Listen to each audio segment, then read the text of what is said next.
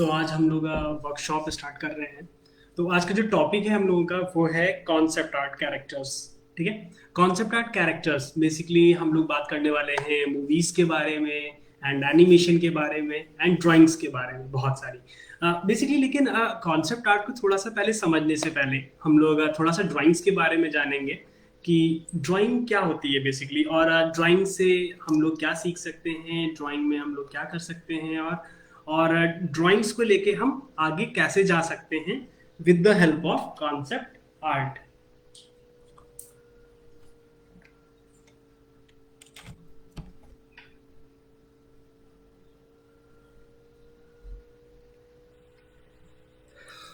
Okay.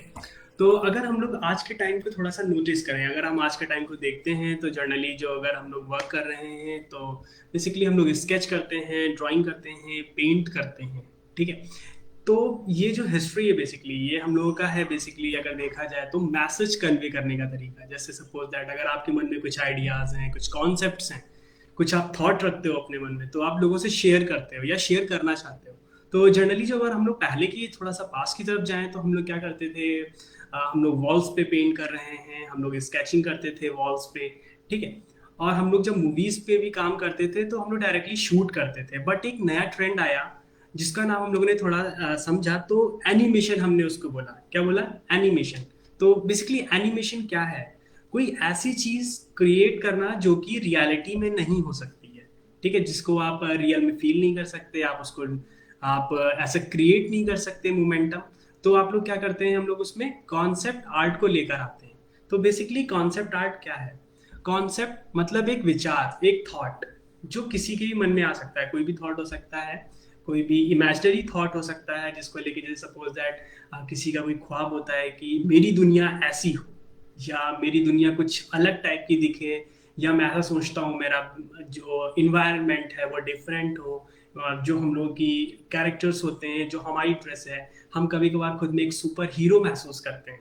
ठीक है। उन सब चीज़ों को हम रियलिटी में नहीं, बट हाँ हम लोग उसको आराम से कॉन्सेप्ट आर्ट के जरिए सामने ला सकते हैं, या कह लीजिए सॉफ्टवेयर के जरिए हम आसानी से उसको बता सकते हैं।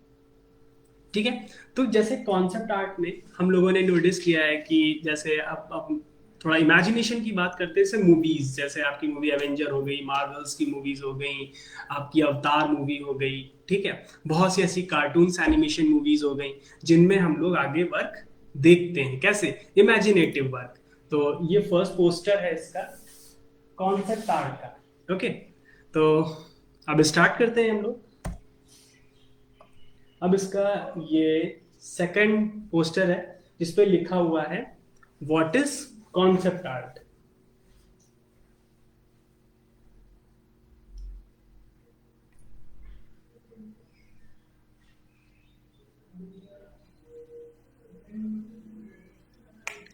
ओके। तो यहाँ पे लिखा हुआ है कॉन्सेप्ट आर्ट। तो concept art is a form of illustration use to convey an idea. मतलब अगर हम कॉन्सेप्ट आर्ट की बात करें तो कॉन्सेप्ट आर्ट क्या है? जो आपका थॉट है, जो आपका इमेजिनेशन है, उसको आप क्या कर सकते हो, सिंपली आप पेपर पे स्केच कर सकते हो। ठीक है। या फिर कह लो आप अपने थॉट्स को कॉन्सेप्ट आर्ट के जरिए रिवील कर सकते हो in the form of sketches and in the form of animation. अच्छा, इसका यूजेस कहाँ कहाँ पे हैं? जैसे अगर आप देखते हो फिल्म्स हो गया, video games, animation, comics books and other media.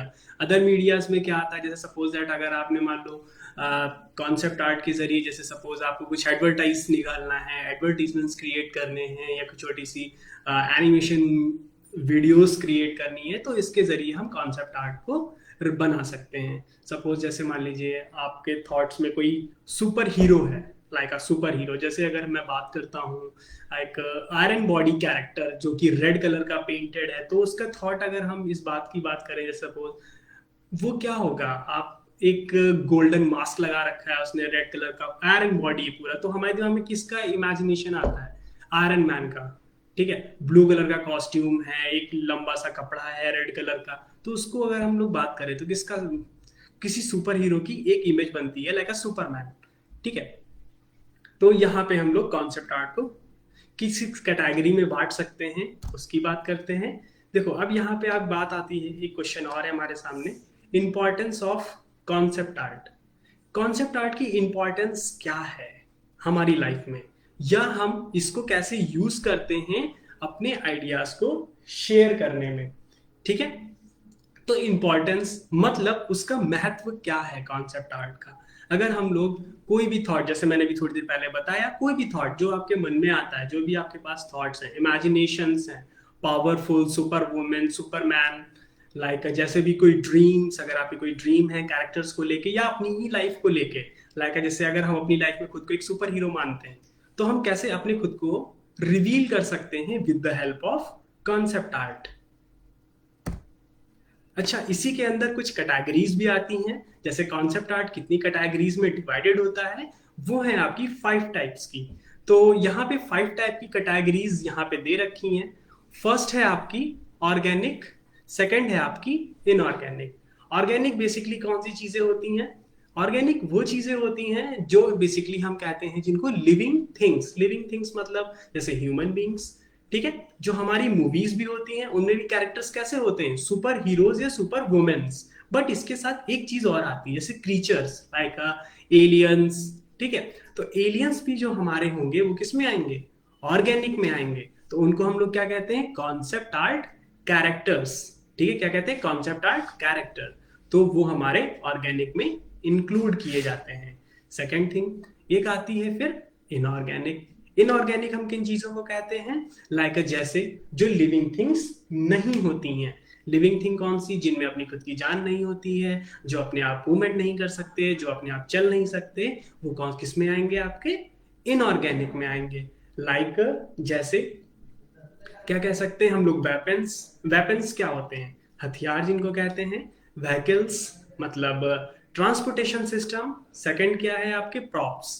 Props basically क्या होता है? जैसे मान लीजिए आपने घर का इंटीरियर बनाया, आपने घर बनाया, घर के अंदर कुछ जैसे शीशा हो गया, बेडशीट हो गई, बेड हो गया, घर हो गया, छोटी सी हट हो गई, ये सारी चीजें आपकी जो डेकोरेटिव चीजें होती हैं, ठीक है, वो आपकी प्रॉप्स के अंदर आती हैं। और फिर आता है आपका इन्वायरमेंट कॉन्सेप्ट आर्ट। इन्वायरमेंट मतलब क्या होता है? माहौल। मतलब जैसे आप किसी भी चीज को देखते हो, आप कहीं जाते हो घूमने, तो इन्वायरमेंट चेंज होने से आपकी फीलिंग्स चेंज होती हैं। लेकिन हम इसको कॉन्सेप्ट आर्ट में कैसे यूज कर सकते हैं? जैसे सपोज आपको अगर कोई स्नो वाली प्लेस दिखानी है, ठीक है, तो आप क्या करोगे? स्नो का एक बैकग्राउंड लोगे ना, एक ऐसी जगह जाओगे जो आपको स्नो को फील दे। तो आपका बैकग्राउंड क्या बताता है? वहां पे इन्वायरमेंट क्या बताता है? सिचुएशन के बारे में बताता है। तो इन सब चीजों को अभी हम लोग स्टेप बाय स्टेप समझेंगे और आगे। ठीक है, तो ये एक न्यू स्लाइड है जिसमें हम लोग देख रहे हैं कॉन्सेप्ट आर्ट कैरेक्टर, जो कि किसका पार्ट है यहाँ पे? इनऑर्गेनिक का। ठीक है। अच्छा, मैं एक चीज शुरू करने से पहले एक चीज आपको और बताता हूँ। जनरली जो आर्टिस्ट होते हैं वो दो तरीके से काम कर सकते हैं। जैसे सपोज किसी बच्चे को अगर एनाटॉमी मतलब ह्यूमन बॉडी में इंटरेस्ट है, स्केच करने में इंटरेस्ट है, कुछ पावरफुल कैरेक्टर्स बनाने में इंटरेस्ट है, कुछ सुपर पावर दिखाने में इंटरेस्ट है, तो वो बॉडी को पहले समझना पड़ेगा, ह्यूमन बॉडी को समझना पड़ेगा। एनिमल्स अगर हम जाते हैं तो वो भी तुम्हारा ऑर्गेनिक में आता है, तो हमें एनिमल्स के भी कॉन्सेप्ट्स को समझना पड़ेगा, उनकी एनाटॉमी को भी समझना पड़ेगा वहां पे। ठीक, तो ये हमारे कॉन्सेप्ट आर्ट कैरेक्टर्स हैं। अब इनको तो सब लोग आप जानते ही होंगे, और लेकिन इनको हम सब जानते हैं, बड़ा फेमस कैरेक्टर है इसमें। जैसे तुम्हारा यहाँ पे स्पाइडरमैन है, आयरन मैन है, आंट है, ठीक है, इनको सबको हम जानते हैं। बट ये क्रिएट कैसे किए जाते हैं, ये हमारे लिए एक सबसे बड़ी चीज है। हम मूवीज तो देखने जाते हैं, हमने मूवीज देखी, वहां पे एंजॉय किया और हम चले आए, बट इसके पीछे काम कौन कर रहा है? कौन है ऐसे लोग जो ये कैरेक्टर्स डेवलप करते हैं? वो कोई और नहीं, हम ही जैसे आर्टिस्ट होते हैं जो इन कैरेक्टर्स को डेवलप करते हैं। लेकिन इनका जो स्टेप होगा वो बेसिकली होता है बॉडी पहले सीखो, फिर कॉस्ट्यूम सीखो, तो उसके जरिए धीरे धीरे हम कॉन्सेप्ट आर्ट कैरेक्टर्स भी बिल्डअप कर सकते हैं। अच्छा, concept art characters basically build up करते वक्त हमें कुछ चीजों का ध्यान भी रखना चाहिए। जैसे इसमें सबसे अमीर कैरेक्टर कौन सा है हमारे पास? सबसे अमीर कैरेक्टर जो है देखा जाए मेरी समझ से तो आयरन मैन है। ठीक, आयरन मैन का अगर आप अमीर देखोगे तो उसके पास टेक्नोलॉजी है, उसके पास पावर है, ठीक है, बाकी कैरेक्टर्स कैसे हैं, उनके पास पावर तो है बट उनकी एक सीमित टेक्नोलॉजी है, तो वो उनकी रिचनेस को भी दिखाता है। रिचनेस हमेशा उसमें पैसे से नहीं दिखाई जा रही है, पावर से भी दिखाई जा रही है। जैसे आयरन मैन ने स्पाइडरमैन का सूट डिजाइन किया है, ठीक है, तो ये अपने में क्या दिखाता है, सुपीरियरिटी की, सबसे पावरफुल कैरेक्टर, ठीक है। तो छोटी छोटी स्टोरीज भी होती है, हर कैरेक्टर की अपनी एक कहानी होती है, ठीक है। तो अब हम लोग थोड़ा सा इनऑर्गेनिक पे चलते हैं, ये है वेपन्स, ठीक है। वेपन्स बेसिकली क्या होता है, वेपन्स को हम लोग क्या कह सकते हैं आगे, देखिए जो भी कैरेक्टर होगा, जो भी वेपन होगा, वो एक चीज को रिप्रेजेंट करता है, वो होता है टाइम। टाइम का मतलब समय या फिर एरा, जिसको हम बेसिकली कहते हैं एरा, सदी जिसको कह सकते हैं। कॉन्सेप्ट एंड कैरेक्टर्स जब हम बिल्डअप करते हैं या फिर हम वेपन्स बनाते हैं तो हमें कुछ चीजों का ध्यान रखना चाहिए, जैसे टाइम। तो टाइम में जब भी हम लोग बात करेंगे, तो जैसे सपोज दैट अगर हम लोग यहाँ पे बात करते हैं आदि मानव के टाइम की, तो वहां पे वेपन्स कैसे बनाए जाते थे, ठीक है, हम लोग पत्थरों से काम करते थे, बट जैसे जैसे समय बदलता चला गया हम लोगों के वेपन्स भी हाईटेक होते चले गए, ठीक, हमारा ट्रांसपोर्टेशन सिस्टम भी हाईटेक होता चला गया। तो जब हम भी कभी भी मूवी के लिए बात करते हैं, तो कभी कभार किसी स्टूडेंट में ये होता है कि कोई कोई बच्चों में ये चीज होती है कि उनमें कहानी लिखने की आदत होती है। जैसे सपोज दैट किसी को कहानी सुनना पसंद है, किसी को लिखना पसंद है, कोई शॉर्ट स्टोरी लिखता है, कोई लॉन्ग स्टोरी लिखता है। तो स्टोरी क्या है, स्टोरी सबसे बड़ी चीज होती है वो एक टाइम को लेके चलती है, एक समय को लेके चलती है, एक सदी को लेके चलती है। तो अगर आपको उस टाइम को रिप्रेजेंट करना है मूवी में, तो हम लिख के तो घड़ी पे तो नहीं लगा देंगे कि ये उस सदी की कहानी है। वो पता कैसे चलेगा, इन्वायरमेंट से, उसके ड्रेसिंग सेंस से, उसके वेपन से, उसके ट्रांसपोर्टेशन सिस्टम से पता चलता है वो कौन से समय की बात कर रहा है। अच्छा, इनऑर्गेनिक में हम लोग ये वेपन्स डिजाइन कर सकते हैं। वेपन्स में आप लोग जगह इसमें टाइम का भी रिप्रेजेंटेशन दिख रहा है, जैसे ये वाले जो हथियार है ये किसी ओल्ड टाइम को दिखाते हैं, फिर उसके बाद इस हथियार पे आए, फिर हम लोग मशीन्स पे आए, ठीक है, ये क्या दिखा रहे हैं, समय को दिखा रहे हैं। फिर धीरे धीरे हम लोग हाईटेक वेपन्स पे आ गए, ठीक। तो जब भी कोई मूवी डिजाइन की जाती है, कोई मूवी लिखी जाती है, तो हम लोग इस तरह से चीजों को समझते हैं और प्रेजेंट करते हैं, ठीक। अब हम लोग आते हैं व्हीकल्स डिजाइन पे। किसी भी सदी के लिए, किसी भी समय के लिए ट्रांसपोर्टेशन सिस्टम सबसे इंपॉर्टेंट है। जैसे यहाँ पे बैटमैन का मैंने एक छोटा सा चार्ट लिया है, ये किस चीज को रिप्रेजेंट करता है, पहली कार और लास्ट कार रिप्रेजेंट करता है समय को। जब पहली बार कोई मूवी, जब ये डिजाइन हुआ था, तो फर्स्ट कार कुछ इस तरह से डिजाइन की गई थी, फिर धीरे धीरे उसमें क्या हुआ, एवोल्यूशन हुआ, चीजों का चेंजमेंट किया गया, कार का डिजाइन में चेंज आया, पावर में चेंज आया, ठीक है। इसमें क्या कह सकते हैं, एक तरीके से हम लोग की क्रिएटिविटी भी बढ़ती चली जाती है, बड़ा जब हम किसी काम में हाथ डालते हैं, ठीक। तो यहाँ पे कुछ ट्रांसपोर्टेशन सिस्टम है, कुछ हाईटेक वेपन्स बनाए गए हैं यहाँ पे, वेपन्स के साथ में कार डिजाइन है, ठीक है। अब थोड़ा सा और हाईटेक देखते हैं। ये थोड़ा सा हम लोगों ने यहाँ पे एलियन लिया हुआ है, एलियन शिप टाइप का कुछ यहाँ पे डिजाइन किया गया है। तो यहाँ पे कुछ कार का, बाइक का भी डिजाइन है यहाँ पे कार का भी डिजाइन यहाँ पे दे रखा है, स्पेसशिप एंड यहाँ पे टैंक का भी एक डिजाइन है। तो जब भी हम लोग कोई मूवीज में काम करें, या हम लोग चाहते हैं मूवी में काम करना, बहुत से बच्चों का ख्वाहिश होता है कि हम लोग आगे जाके एक अच्छे आर्टिस्ट बन सकें, आर्ट डायरेक्शन में जा सकें। तो आप लोग बहुत बड़ी चीज करने की जरूरत नहीं है, हमें हम अलग से कुछ नहीं लाना है, हमें बस एक चीज करनी है, वो क्या है, वो सिंपली हमें स्केच करना है। किन चीजों को, बहुत बड़ी चीजें नहीं, छोटी छोटी चीजों को स्केच करना है, छोटी छोटी चीजों को मॉडिफाई करना है। जैसे आपके पास बाइक है, तो आप उसको थोड़ा सा डिफरेंट लुक देने की कोशिश करो, डिफरेंट स्केच करने की कोशिश करो, ठीक है। और यहाँ पे प्रॉप्स आ गए, ये प्रॉप्स की बात करते हैं। प्रॉप्स बेसिकली आपका कॉन्सेप्ट आर्ट का ही पार्ट है। इसमें क्या होता है, जैसे सपोज दैट अगर आपने क्या क्या बना लिया, आपने कैरेक्टर बना लिया, आपने वेपन बना लिया, आपने ट्रांसपोर्टेशन सिस्टम बना लिया, अब आप क्या बनाओगे, घर। किसी भी मूवी को रिप्रेजेंट करने के लिए ये चीजें इंपॉर्टेंट होती हैं। जैसे इसमें घर है, तो यहाँ पे प्रॉप्स के लिए एक छोटे छोटे बॉटल्स रखे हुए हैं, कुछ घर के डिजाइन है, यहाँ पे मैप भी बना हुआ है घर का, ठीक है। और यहाँ पे भी मैप बना हुआ है, फिर उसमें कलरिंग की गई है, ठीक है।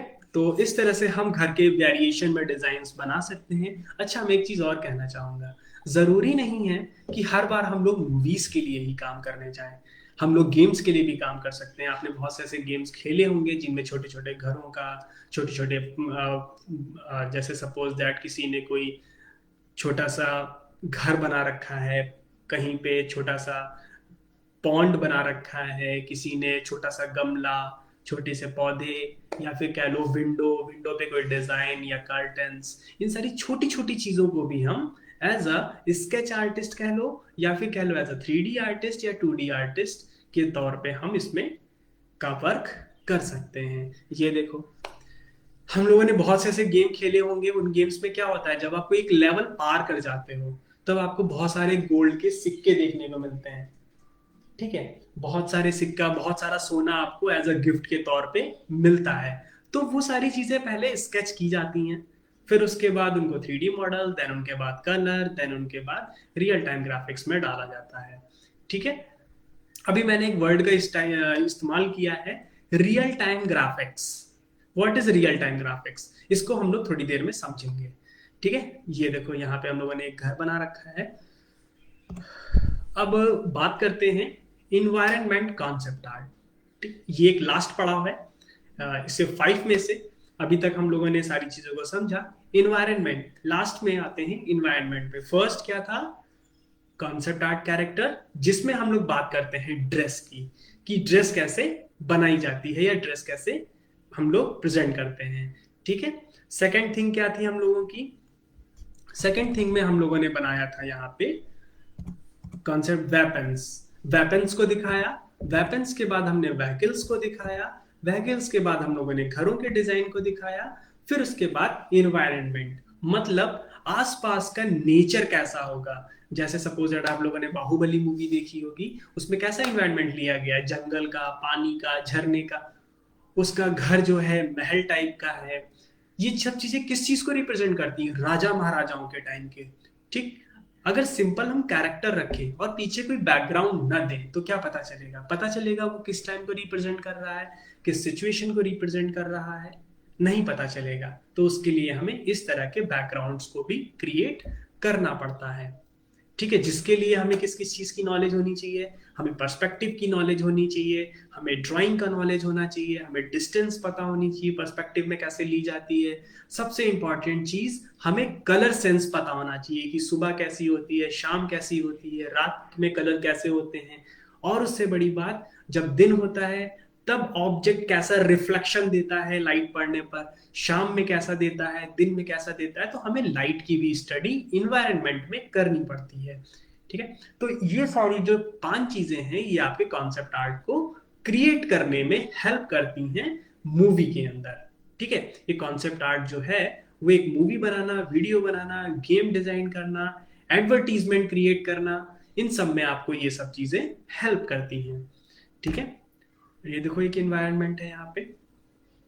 तो यहाँ पे जो चीजें हम लोगों ने देखी, सबसे इंपॉर्टेंट चीज क्या थी, कैरेक्टर डिजाइन, वेपन डिजाइन। इन सारी चीजों को लेके अगर हम स्केच करते हैं तो हम इजली उसको बना सकते हैं। ठीक है। अच्छा, एक चीज और है, एक चीज सबसे इंपॉर्टेंट आती है, वो है एनिमेशन। फिर एनिमेशन में इसका कैसे रोल आता है, बट उससे पहले हमें कुछ चीजों को और समझना पड़ेगा। जैसे कैरेक्टर्स बनाए कैसे जाते हैं, वेपन्स कैसे डिजाइन किए जाते हैं, बैकग्राउंड कैसे डिजाइन किया जाता है, इनका फर्स्ट स्टेप क्या होता है। ठीक है। फर्स्ट स्टेप बेसिकली अगर हम सही से समझें एनिमेशन फील्ड को, वो एक टेक्निकली फील्ड है। वो कैसी फील्ड है, टेक्निकल फील्ड है। बट अगर हम टेक्निकली नहीं जाना चाहते हैं, हम सॉफ्टवेयर्स की तरफ नहीं जाना चाहते हैं बहुत ज्यादा क्रिटिकल सॉफ्टवेयर के जरिए, तो क्या हमारा करियर इन एनिमेशन हो सकता है, ये हमारे लिए एक बड़ा सवाल है। जैसे सपोज दैट बहुत से बच्चे होते हैं जो बात करते हैं कि मुझे कॉमर्शियल आर्ट पसंद है, मुझे ब्रश के साथ पेंट करना पसंद है, मुझे मिट्टी के साथ स्कल्प्ट करना पसंद है। क्या ऐसे बच्चों का करियर एनिमेशन 2D या 3D में हो सकता है क्या? अगर थोड़ा सा सोचा जाए स्टडी के तौर पे, हाँ हो सकता है। वो कैसे, देखो हम लोगों ने यहाँ पे कोई भी चीज देखी, वो किस चीज से बनी है, 3D सॉफ्टवेयर से, बट उससे भी पहले क्या, क्या उसमें कलरिंग की गई? उससे भी पहले क्या, क्या उसमें रिगिंग की गई? नहीं। बट सबसे पहले फिर क्या? सबसे पहले आता है आपका विजुअलाइजेशन, इमेजिनेशन। अगर आपके पास विजुअलाइजेशन और इमेजिनेशन की पावर है तो आप सब कुछ कर सकते हो। बट उसके लिए एक चीज और होनी चाहिए, वो है आपके हाथ में स्केच।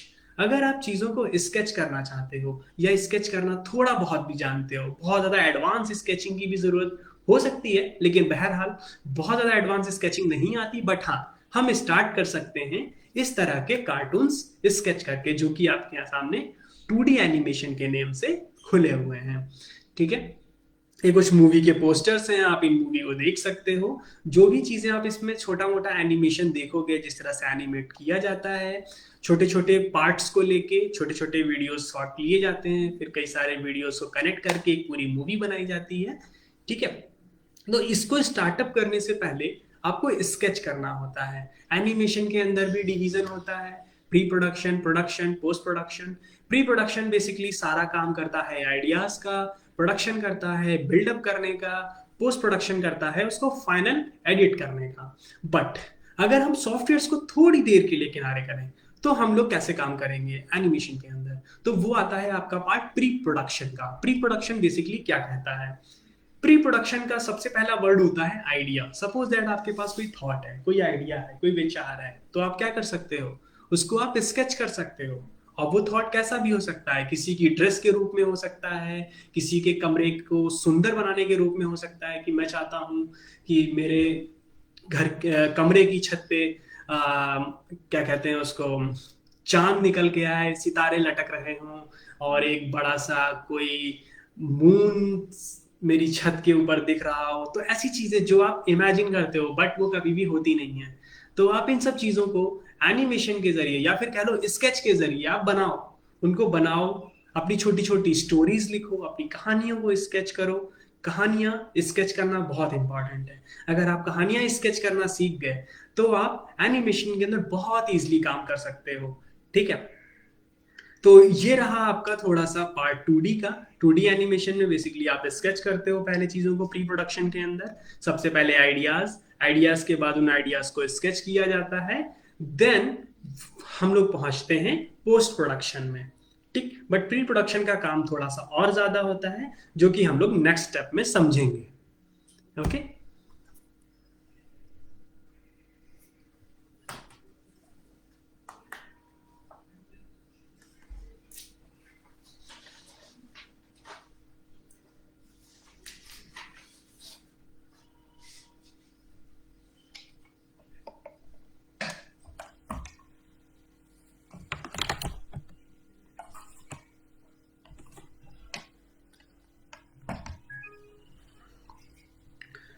देन अब हम लोग बात करते हैं यहाँ पे 3D एनिमेशन की। 3D एनिमेशन बेसिकली क्या है? अब इसमें बात आती है 3D विजुअलाइजेशन की। 3D विजुअलाइजेशन क्या है? 3D विजुअलाइजेशन का सीधा लिंक है हमारा 3D वर्क से। 3D वर्क कैसे? जिसके अंदर डायमेंशन हो, लेंथ हो, ब्रेथ हो, हाइट हो। बट ऐसी चीजें कैसे क्रिएट होती हैं? वो होती हैं आपकी सॉफ्टवेयर के जरिए। बट सॉफ्टवेयर से पहले क्या? सॉफ्टवेयर से पहले आता है आपका स्केच। स्केच के बाद आता है 3D मॉडल। तो बहुत से ऐसे लोग होते हैं जो बेसिकली 3D सॉफ्टवेयर पे काम करते हैं, बट यहाँ पर एक चीज और है। जो भी बेस्ट आर्टिस्ट है, जो भी जिन्होंने 3D के लिए काम किया है, उन्होंने मिट्टी में जरूर काम किया है उन लोगों ने। अगर आप मिट्टी पे काम करते हो या फिर क्ले से काम करते हो, मैं डायरेक्टली बोलूँ क्ले से आप कोई चीज क्रिएट करते हो, जैसे सपोज दैट आपको कैरेक्टर बनाना है, आपने क्या किया, उसको स्केच किया। स्केच करने के बाद उसको आपने मिट्टी में या फिर कह लो आपने उसको क्ले में बनाया। अगर आप किसी चीज को क्ले में बनाते हो तो क्या होता है, वो आपका प्री विजुअलाइजेशन। मतलब आपने उसको पहले विजुअलाइज किया, किसमें? 3D में। तो किसी भी चीज को अगर आप हाथ से बनाते हो, ठीक है, आप अपने उसको क्ले से बनाते हो, तो आप उसमें ज्यादा क्रिएटिविटी भी ऐड कर पाओगे। ठीक, ये एक प्रोसेस है। अगर हम लोग 3D में जाना चाहते हैं, 3D में काम करना चाहते हैं, तो एज अ सॉफ्टवेयर के जरिए भी जा सकते हो और एज अ हैंडमेड क्ले के साथ भी आप वर्क कर सकते हो। अगर आप किसी भी कैरेक्टर को मिट्टी में निकालते हो तो उसको इजी हो जाता है किसमें ले जाने में, 3D सॉफ्टवेयर पे डेवलप करने में बहुत आसानी होती है। तो यहाँ पे हम लोग क्लिक्स का भी वर्क कर सकते हैं। ठीक है। ओके, ये सबसे इंपॉर्टेंट क्वेश्चन है, role of sketching and software in concept art. कहीं ना कहीं मैं इन्हीं की बात कर रहा था पहले। रोल ऑफ स्केचिंग, एक ऐसा थॉट, जो एक ऐसा विचार जो आपके पास है, जो कि आप प्रेजेंट करना चाहते हो, कोई भी थॉट है, किसी और को कन्वे करना है, समझाना है, तो क्या करना चाहिए इसके लिए? हमें उस कैरेक्टर को, उस आइडिया को पहले स्केच करना चाहिए। जरूरी नहीं है वो ह्यूमन बॉडी ही हो सकता है कोई भी कैरेक्टर, या फिर कह लो बेसिकली कोई प्रॉप्स में हो सकता है, कोई वेपन हो सकता है, कोई कार डिजाइन हो सकता है, या फिर हम इसको दो पार्ट्स में क्यों ना डिवाइड कर लें। सीधी सी बात है, ऑर्गेनिक और इनऑर्गेनिक। ठीक है, ऑर्गेनिक में आपने स्केच करना चाहा तो आपने कैरेक्टर्स स्केच किए, एलियंस स्केच किए। ठीक है, अगर आप इनऑर्गेनिक में स्केच करते हैं तो वेपन स्केच किए, कार स्केच की, वेपन, इन सारी चीजों को आप बना सकते हो। फिर उसके नीचे लिखा हुआ है सॉफ्टवेयर। तो सॉफ्टवेयर क्या होते हैं बेसिकली? सॉफ्टवेयर, जैसे आप स्केच करते हो पेपर पे, आप उसको डिजिटल स्केच कर सकते हो। डिजिटल कलरिंग के लिए आप फोटोशॉप का इस्तेमाल कर सकते हो, आप उसको पेंट कर सकते हो। पेंट करने के बाद में आप उसको लेके जाओगे 3D पे। वो फिर बात आती है टेक्निकल चीज की, बट हम टेक्निकल को थोड़ा सा साइड में रख के इसकी बात करते हैं यहाँ पे, कि कैसे हम लोग स्केच के जरिए आइडियाज को फोटोशॉप पे स्केच करके पेंट करते हैं। ठीक है, तो ये सॉफ्टवेयर हो गया। इसमें हम लोग फोटोशॉप का इस्तेमाल कर सकते हैं, इसमें हम लोग इलस्ट्रेटर का भी इस्तेमाल कर सकते हैं। अगर हम लोग कोई, मान लो सपोज वेक्टर में कोई चीज बनानी है, तो हम लोग वहां पे इलस्ट्रेटर का भी यूज कर सकते हैं कॉन्सेप्ट आर्ट के अंदर। ठीक है, ये आपको हेल्प करते हैं अपने आइडियाज को एक्सप्रेस करने में, प्रेजेंट करने में। ठीक है, देन अगर हम लोग ये सारी चीजें करें, लाइक जैसे बहुत से बच्चे होते हैं जो, इसमें बहुत से ऐसे बच्चे एडेड हैं ऐसा वर्कशॉप में, जो कॉलेज के हैं, जो ग्रेजुएशन कर रहे होंगे, लाइक BFA, MFA। बहुत से ऐसे स्टूडेंट हैं, बहुत से ऐसे स्टूडेंट्स भी इसमें एडेड हैं जो एनिमेशन सीख रहे हैं। तो उनके लिए भी करियर अपॉर्चुनिटी यहाँ पे दे रखी है, जैसे animation studios, film video production companies, gaming companies, advertising agencies, graphic designing firms. अच्छा, ग्राफिक डिजाइनिंग फर्म्स, ये तो बेसिकली हम अगर जहां तक जानते हैं इसके बारे में, ये तो 2D होती है पूरी की पूरी। इसमें पोस्टर, होर्डिंग, पैम्पलेट्स, ये सारी चीजें डिजाइन होती हैं। क्या ये रियल है? नहीं। इसके अंदर और भी सारी चीजें आती हैं, जैसे अगर मान लो सपोज दैट आपका कोई एक प्रोडक्ट है, आपने कुछ बनाया, उस प्रोडक्ट को आप क्या करते हो, जनरली आप उसका फोटोशूट करते हो, या तो आप उसको सिस्टम्स पे बनाते हो। सिस्टम्स बनाने के बाद आप उसको प्रिंट आउट करते हो, या कह लो आप टीवी पे एडवर्टीजमेंट के लिए शेयर करते हो। ठीक, बट इसमें हम लोग 3D कैसे ला सकते हैं? जैसे सपोज दैट अगर आपको इस कॉन्सेप्ट आर्ट मूवीज में नहीं काम करना है, आपको गेमिंग इंडस्ट्री में नहीं जाना है, बट आप ग्राफिक्स के स्टूडेंट हो, तो आप कैसे काम करोगे? आपके पास एडवर्टीजमेंट, मतलब सामने वाले को कैसे चीजों को सेल करना है, अगर उसके अंदर आपकी कैपेबिलिटी है आपके अंदर, तो उसके लिए बहुत आसानी से वर्क किया जा सकता है। जैसे सपोज दैट अगर हम लोग एग्जाम्पल लेते हैं थोड़ी देर के लिए हेडफोन्स का। सपोज अगर आपको एक वर्क मिलता है हेडफोन का, कि आपको एक हेडफोन डिजाइन करना है, तो हमारे दिमाग में सबसे पहले क्या आता है कि हम उसके लिए इमेज डाउनलोड करें, है ना। बट उसकी जगह दूसरा दूसरा कंडीशन क्या हो सकता है, हम उसको स्केच करें, अपना हेडफोन डिजाइन करें। उस हेडफोन को डिजाइन करने के बाद हम मैनुअली उसको कलर कर सकते हैं, या फिर हम उसको डिजिटल कलर कर सकते हैं। देन उसके बाद हम लोगों ने मान उसको डिजिटल कलर ले लिया, एक मोटा मोटा हमने कलर उसका बना लिया। देन उसके बाद अगर हम उसको 3D सॉफ्टवेयर अगर थोड़ा बहुत जानते हैं, तो 3D सॉफ्टवेयर पे हम उसको डिजाइन कर सकते हैं उस हेडफोन को। ठीक है, अब देखो हम लोग ग्राफिक डिजाइनिंग के साथ साथ थोड़ा सा एनिमेशन की तरफ जा रहे हैं। कैसे? हमने स्केच किया, कलर किया, ठीक। नेक्स्ट टाइम हम लोग क्या करते थे, प्रिंट करते थे। बट उसकी जगह, प्रिंट की जगह मैं कहता हूं आप चले जाओ थोड़ा सा 3D की तरफ। जब आप उसको 3D में अगर आप बनाते हो, 3D में आप उसको डिजाइन कर लेते हो, ठीक। फिर उसके बाद उसकी कलरिंग होती है, टेक्सचरिंग होती है। टेक्सचरिंग करने के बाद उसका रिगिंग होती है। ठीक है, तो रिग कर सकते हैं हम लोग, थोड़ा सा फोल्ड करना है अगर हमें उसे, तो और उसके साथ में फिर हम उसको एनिमेट करते हैं। ठीक है, जिस तरह से आप जब कभी भी फेसबुक चलाते हो, यूट्यूब चलाते हो, या फिर आप कह लो इंस्टाग्राम चलाते हो, तो आपको बहुत सारे ऐसे एडवर्टीजमेंट दिखते हैं जो कि मोशन में होते हैं। तो वो चीज़ें मोशन क्रिएट करने के लिए इन सॉफ्टवेयर्स को हम लोग यूज कर सकते हैं। अब आता है print publication, web designing firms, interior design और decorating firms and even architecture firms. अब इसमें बात आती है interior design and decorating design. Interior design में हम लोग सॉफ्टवेयर, 3D सॉफ्टवेयर का यूज कर सकते हैं, लेकिन उससे भी पहले हमें क्या करना होता है, अगर हमें कोई भी चीज आइडियल बनानी है, गेम्स के लिए बनानी है, तो सबसे पहले हमें उसे स्केच करना होता है। अगर हम लोग इसको स्केच कर लेते हैं, देन उसके बाद ही आगे का प्रोसेस होता है 3D का। फर्स्ट स्टेप आपका स्केच ही रहता है, और फिर आपको फोटोशॉप, अगर आपको कलरिंग करनी है, देन उसके बाद आप इलस्ट्रेटर का भी यूज कर सकते हो नॉर्मली वेक्टर बनाने के लिए। मैं 3D की बात नहीं कर रहा हूँ, 3D की कलरिंग अलग सी होती है। ओके, देन ये मेरे कुछ वर्क हैं। जैसे मान लीजिए कभी भी आपको कैरेक्टर डिजाइन करना है, तो इस तरह के आप स्केच कर सकते हो। ठीक है, तो सबसे पहले एनाटॉमी स्केच होता है, फिर उसके बाद ड्रेस की स्केच होती है, ड्रेस स्केच किया जाता है, देन उसके बाद उसकी कलरिंग की जाती है। इसी के बाद यहां तक का जो प्रोसेस है वो सॉफ्टवेयर्स का प्रोसेस है, normally 2D softwares like Photoshop. ठीक है, जनरली जो भी बच्चे पेंटिंग्स करते हैं, ठीक है, जनरली हम लोग समझते हैं जो पेंटिंग सब्जेक्ट है वो ब्रश का सब्जेक्ट है। ऐसा नहीं है, आप नॉर्मल आप डिजिटल पेंट कर सकते हो, डिजिटल पेंट के साथ आप करियर बहुत अच्छा बना सकते हो। आप इन्वायरमेंट पेंट कर सकते हो, जैसा कि अभी हम लोगों ने पीछे देखा। आप घरों को स्केच करके आपने पेपर पे घर को स्केच किया, घर पे घर स्केच करने के बाद आपने फोटोशॉप पे गए, फोटोशॉप पे आपने उसको डिजिटल पेंट किया, डिजिटल पेंट करने के बाद अगर आप 2D तक रहना चाहते हो तो इनफ है, अगर आप 3D पे भी जाना चाहते हो तो बाद में उसको 3D मॉडल भी उसका क्रिएट किया जा सकता है आसानी से। ओके, तो ये कैरेक्टर डिजाइन हो गया। अगर जो बच्चे बेसिकली, अगर हम लोग बात करते हैं जो स्कल्पचर स्टूडेंट्स होते हैं, स्कल्पचर क्या होता है बेसिकली? स्कल्पचर होता है मिट्टी से या किसी भी चीज से 3D बनाने का प्रोसेस। ठीक है, लाइक जैसे कोई भी मूर्ति है, कोई भी मिट्टी है, मिट्टी से हम लोग कोई भी चीज क्रिएट करें, कोई भी चीज डेवलप करें, लाइक किसी का फेस हो सकता है, ह्यूमन बॉडी हो सकता है, उसमें मेल फीमेल कोई भी चीज हो सकती है जो हम मिट्टी से क्रिएट करते हैं। ठीक, उसी के साइड बाय साइड एक चीज और भी होती है, वो है डिजिटल। ठीक है, हम डिजिटल के जरिए भी उसको क्रिएट कर सकते हैं। ठीक है, तो मैं यहाँ पे कुछ मैंने स्केचेस किए हैं, ये मेरे कुछ वर्क हैं। यहाँ पे ये कैरेक्टर है, ठीक है, ये पहले बॉडी स्केच की गई, फिर इसकी ड्रेस स्केच की गई, फिर इसको धीरे से पेंट किया गया।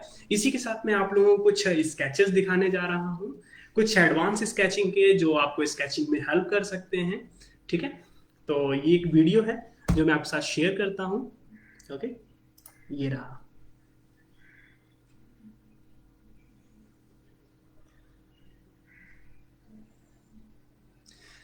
जैसे सपोज अगर आपके पास कोई भी आइडियाज हैं, आपको कोई भी पोज स्केच करना है, ये उसके लिए एक एडवांस टेक्निक है जो कि आप मेरे साथ नेक्स्ट वर्कशॉप में प्लान कर रहा हूँ आपके लिए, एडवांस स्केचिंग की। कि बेसिकली हम लोग, हमारे पास थॉट है, आइडियाज हैं, बट हमारे साथ सबसे बड़ी प्रॉब्लम एक आती है कि हम स्केच कैसे करें, स्केच का तरीका क्या होगा। ठीक है, उसे कुछ बेसिक्स रूल होते हैं, अगर हम उनको फॉलो करें तो हम आसानी से कोई भी कैरेक्टर स्केच कर सकते हैं वहां पे।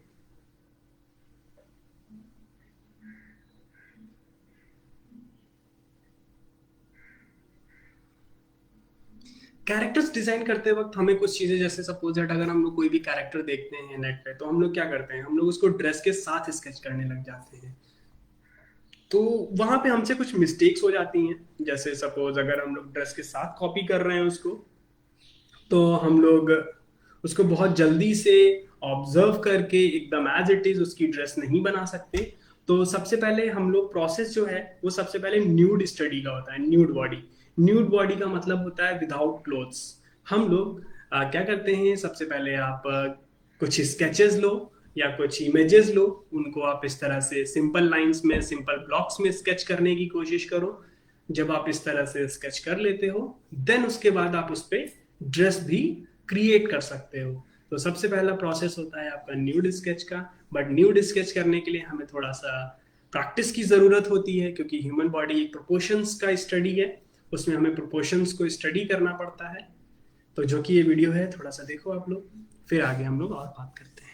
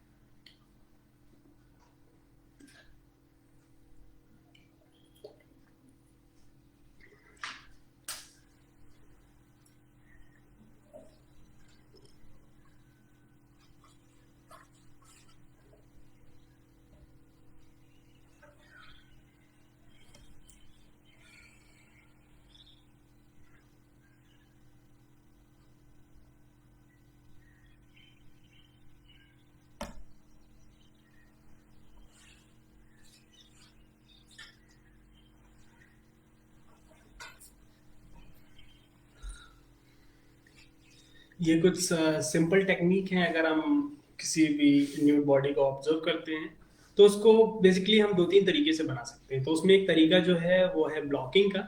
ये ब्लॉकिंग टेक्निक है, और इसके बारे में मैं नेक्स्ट वर्कशॉप एक असाइन करूंगा एक दिन।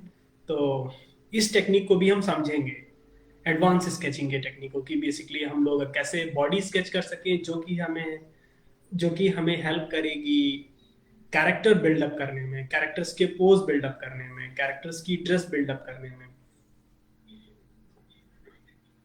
अगर हम इस टेक्निक को समझें तो, या तरीके को समझें, तो जनरली होता ये है कि जब भी हम कोई बॉडी स्केच करते हैं तो हमें लगभग कम से कम नहीं तो, अगर हम न्यू स्टूडेंट हैं, कभी पहली बार अगर स्केच कर रहे हैं, तो क्या होता है जनरली हमारा कभी एक हाथ लंबा हो रहा है, कभी एक पैर लंबा हो रहा है, कभी बॉडी के अकॉर्डिंग सर छोटा या बड़ा हो जाता है, शोल्डर छोटे या बड़े हो जाते हैं। तो उस चीज से बचने के लिए हम टेक्निक्स को यूज कर सकते हैं, ब्लॉकिंग टेक्निक को यूज कर सकते हैं। एक चीज और है, जब भी हम स्केच करते हैं एक साइड से, सपोज दैट अगर हमने सिर से स्केच किया पैरों की तरफ, तो प्रॉब्लम ये आती है कभी कभी कि हम स्केच कर रहे हैं, स्केच करते करते क्या होता है कि हमारा पेपर छोटा पड़ जाता है, कि हमारे पैर नहीं आ पाते। तो बेसिकली स्टूडेंट्स क्या करते हैं हम लोग कि बॉडी एडजस्ट कर देते, पैर छोटे कर दिया, थाई छोटे कर दिया, पैर और छोटा कर दिया नीचे से। तो ये क्यों होता है? वो इसीलिए होता है कि हम पेपर पे उस इमेज को विजुअलाइज नहीं कर पाते हैं कि वो कितने में आने वाली है, कितने में आएगी। तो उसके लिए हमें कुछ टेक्निक्स को फॉलो अप करना पड़ता है, जिसके जरिए हम आसानी से प्रोपोर्शंस को बना सकते हैं पेपर पे।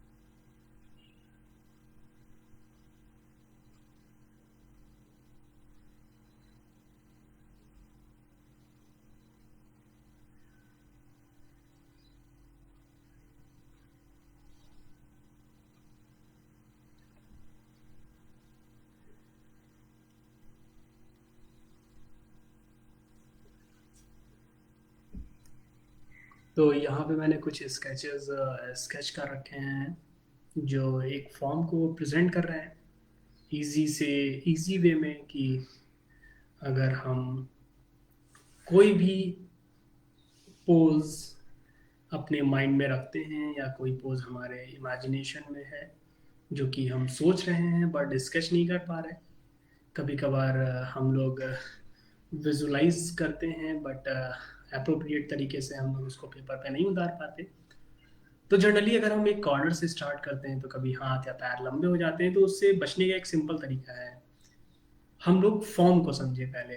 अगर हम फॉर्म्स को समझते हैं तो इजीली हम कैरेक्टर्स को स्केच कर सकते हैं कॉन्सेप्ट आर्ट में। तो अभी तक तो हम समझ रहे थे वो कॉन्सेप्ट आर्ट क्या होती है। अब हम समझ रहे हैं कॉन्सेप्ट आर्ट में बिल्डअप कैसे किया जाता है, या कह लो कॉन्सेप्ट आर्ट स्केच कैसे करते हैं। क्योंकि जनरली हम, नॉलेज तो है हमारे पास, हम जानते हैं, हम बहुत अच्छे से जानते हैं। बहुत से ऐसे बच्चे इसमें ये भी हैं, बहुत से ऐसे बच्चे होंगे जो मेरे से पहले भी पढ़ चुके हैं इस वर्कशॉप के, जिन्होंने लॉकडाउन में मुझसे कुछ क्लासेस ली हैं। तो वही बात बहुत अच्छे से जानते होंगे कि स्केचिंग के इम्पोर्टेंस क्या होता है। यहाँ पे एक चीज और है कि अगर हमारे पास कोई भी थॉट है, कोई भी आइडियाज है, अगर हम उसको स्केच कर लें तो हमारा इमेजिनेशन पावर स्ट्रांग होता चला जाता है। हम ज्यादा से ज्यादा अच्छी पोजेस, ज्यादा से अच्छी ड्रेसेस, ज्यादा से ज्यादा जो हम इमेजिन कर रहे हैं उसको हम एज इट इज उतारने में हेल्प मिलती है हमें।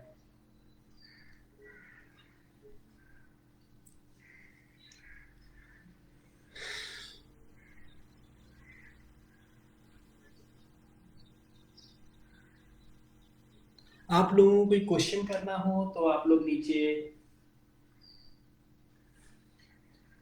मैसेज कर सकते हो। आप लोगों के मैं जो चैट्स हैं मैं देख रहा हूँ, अगर कुछ पूछना हो किसी को, कुछ क्वेरीज हो किसी भी चीज़ को लेके, तो आप पूछ सकते हो। सॉफ्टवेयर्स को लेके, Photoshop, Illustrator, Corel Draw and so on, and 3D में कोई सॉफ्टवेयर के बारे में अगर कुछ पूछना चाहते हो तो।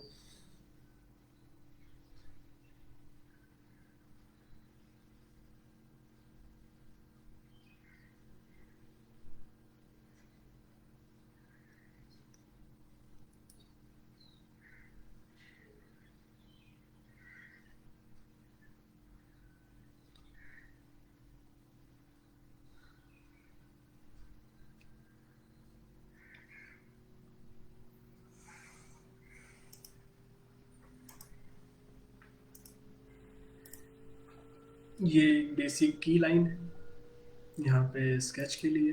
जैसे स्ट्रेट बॉडी कैरेक्टर्स, जो कि कैमरा एंगल जिसका ऊपर हो तो कैसे नज़र आएगा, उसके पैर छोटे हो जाएंगे, लोअर बॉडी पतली हो जाएगी, अपर बॉडी थोड़ी सी ब्रॉड दिखेगी। यहाँ पे एक स्केच और है। तो सबसे पहले कुछ चीज़ें होती हैं जो हमें ऑब्जर्व करनी होती हैं स्केच स्टार्ट करने से पहले, जिसका हम लोग एक और वर्कशॉप प्लान करेंगे जल्दी से, कि हम लोग एडवांस स्केचिंग की टेक्निक्स को भी समझ सकें और उसको बना सकें। तो यहाँ पे मैं इसको वाइंड अप करता हूँ इस वीडियो को। और एक बार अब हम लोग थोड़ा सा ओवरव्यू लेते हैं कॉन्सेप्ट आर्ट का एक बार और, जिसको मैं इन शॉर्ट में आपको एक बार और समझाता हूँ। बेसिकली कॉन्सेप्ट आर्ट में हम लोग कैरेक्टर्स को डिजाइन करते हैं, गेम्स के लिए, मूवीज के लिए, ठीक है, एडवर्टीजमेंट्स के लिए भी हम लोग कभी कभार, जैसे आप लोगों ने देखा होगा दूध पीता है इंडिया, अमूल दूध पीता है इंडिया, आप लोगों ने एडवर्टीजमेंट देखा होगा। उसमें भी जो कैरेक्टर है, बेसिकली एक मोटा सा एक कैरेक्टर है, वो भी सबसे पहले स्केच किया जाता है, कलर किया जाता है एडवर्टीजमेंट के अंदर, ठीक है।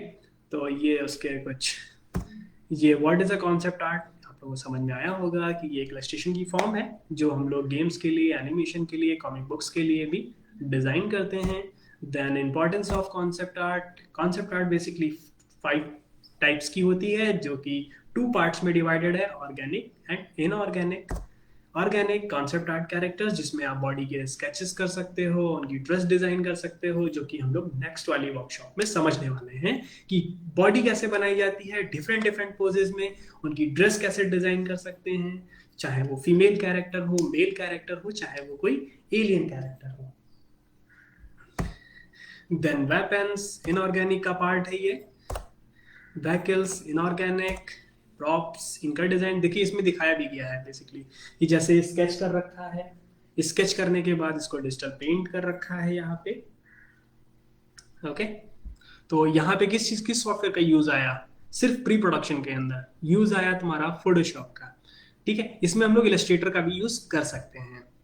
ये देखो इस तरह से, ये इन्वायरमेंट आर्ट है। इसमें हम लोग 2 टाइप्स में क्रिएट कर सकते हैं, एक होता है आपका डिजिटल पेंटिंग, एक होता है आपका मैनिपुलेशन। मैनिपुलेशन हम तब यूज करते हैं जब हमारे पास पूरी तरह से इमेजेस हों सारी, ओके। हमारे पास इमेजेस हों कई सारे, जैसे घर की अलग इमेज हो, बैकग्राउंड अलग हो, वैकिल अलग हो, लाइट अलग हो, उन सबको हम लेकर आए और मर्ज कर दें, मैनिपुलेट कर दें, तो उसको हम लोग मैट पेंटिंग कहते हैं। बेसिकली क्या वर्ड कहते हैं हम लोग? Matte painting. ये सब तरीके जो होते हैं वो किसी भी मूवीज के लिए एक सीन क्रिएट करने में हेल्प करते हैं। ये देखो, यहाँ पे कुछ वर्क्स हैं। 2D एनिमेशन में वर्क कर सकते हो, 3D एनिमेशन में वर्क कर सकते हो, as a sketching, as a painting, as a sculpture, as a 3D animation. हर किसी आर्टिस्ट का अपना अपना एक रोल है, अपना अपना एक दायरा है जिसमें वो काम कर सकता है बहुत अच्छे से जाके। उसमें कोई बाउंडेशन नहीं है कि अगर हम पेंटिंग कर रहे हैं तो सिर्फ पेंट करेंगे, अगर हम 3D कर रहे हैं तो सिर्फ 3D करेंगे। अगर आप 3D करते हो, अगर आप 3D सॉफ्टवेयर का यूज करते हो, तो मैं कहूंगा आप एक बार क्ले में काम करके देखो। अगर आप क्ले में काम करते हो तो मैं कहूंगा आपसे कि आप 3D में काम करके देखो।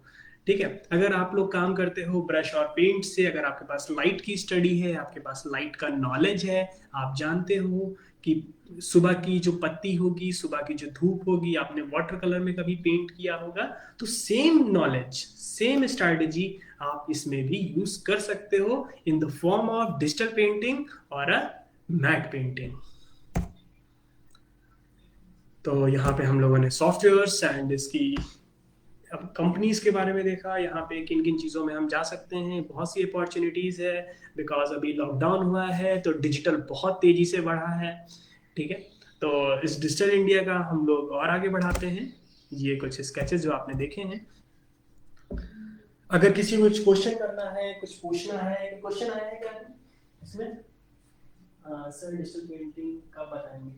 ओके, डिजिटल पेंटिंग कब बताएंगे? ओके, मैं बताऊंगा डिजिटल पेंटिंग बहुत जल्दी ही। पहले मैं चाहता हूं कि एक बार मैं स्केचिंग करना बता दूं आप लोगों को। एक बार मैं स्केच करना, जैसे इस तरह से कैसे स्केच कर सकते हैं। अगर आप स्केच करना सीख जाओगे, फिर उसका जो नेक्स्ट स्टेप होगा वो होगा डिजिटल पेंटिंग का।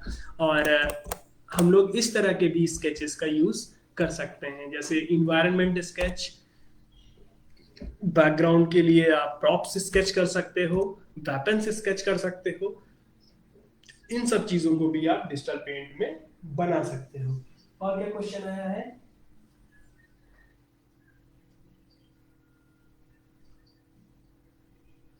ओके, इसमें क्वेश्चन आया है, एनिमेशन में ब्लू कर्टन क्यों यूज करते हैं instead of green? Okay,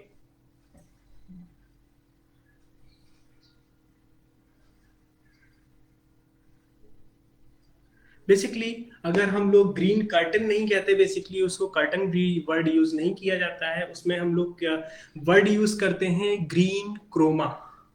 Croma use करते हैं वर्ड उसको। ग्रीन कलर हम लोग क्यों यूज करते हैं? बेसिकली अगर हम लोग ह्यूमन बॉडी की बात करें तो ह्यूमन बॉडी में जो पिगमेंट्स होते हैं वो रेड है, तो ब्राउन है। मैक्सिमम कम जो पिगमेंट होता है वो होता है ग्रीन। सपोज दैट अगर आपने कभी भी मूवी शूट करनी होती है, कोई भी चीज अगर हम लोग एनिमेट कर रहे हैं, तो उसमें होता ये है कि हम लोग किसी एक ग्रीन क्रोमा लगाते हैं, जिसको ग्रीन कर्टन आप कह रहे हो, उसको क्रोमा कहेंगे वहां पे।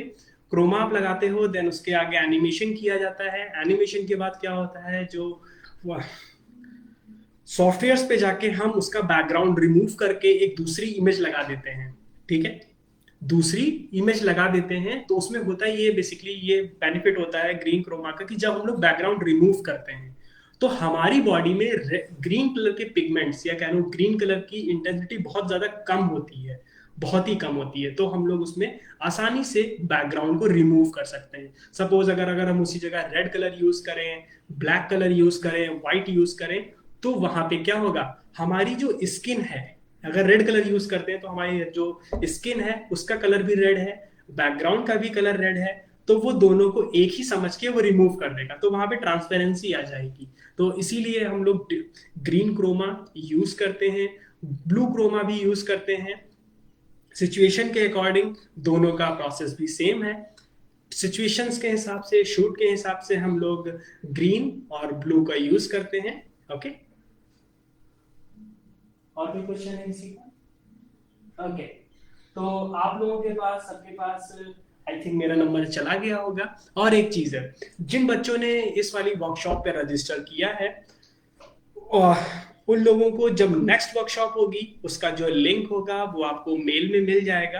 आप अपना ईमेल चेक कर लेना, उसके अंदर वर्कशॉप का लिंक रहेगा, और उससे भी आप ज्वाइन कर सकते हो डायरेक्टली। अभी मैंने आपको व्हाट्सएप में लिंक भेज दिया था, और उससे आप ज्वाइन कर लेना। नेक्स्ट वर्कशॉप जब भी प्लान होगी उसके लिए पोस्टर रिलीज कर दूंगा मैं। और जिन बच्चों ने इस पे लॉग इन नहीं किया है, जिन बच्चों ने इस टाइम में उस पे लिंक पे जाके रजिस्टर नहीं किया था, वो प्लीज रजिस्टर कर लेना, ताकि आपका फोन नंबर, आपकी ईमेल आईडी मुझे मिल जाए, ताकि मैं आपसे फ्यूचर में कनेक्टेड रह सकूं और आप भी मुझसे कनेक्टेड रह सकें। ओके, तो अब हम लोग चलते हैं। अब हम लोग मिलेंगे नेक्स्ट वर्कशॉप में। तब तक के लिए thank you and bye bye. और आप लोगों को वर्कशॉप कैसी लगी, उस चीज का रिव्यू एक बार मुझे कमेंट में डाल देना आप लोग। Okay, bye bye bye everyone. मेरा एक चैनल है शार्प योर टिप, उस पर आप लोग कनेक्ट रहना। Okay, bye bye.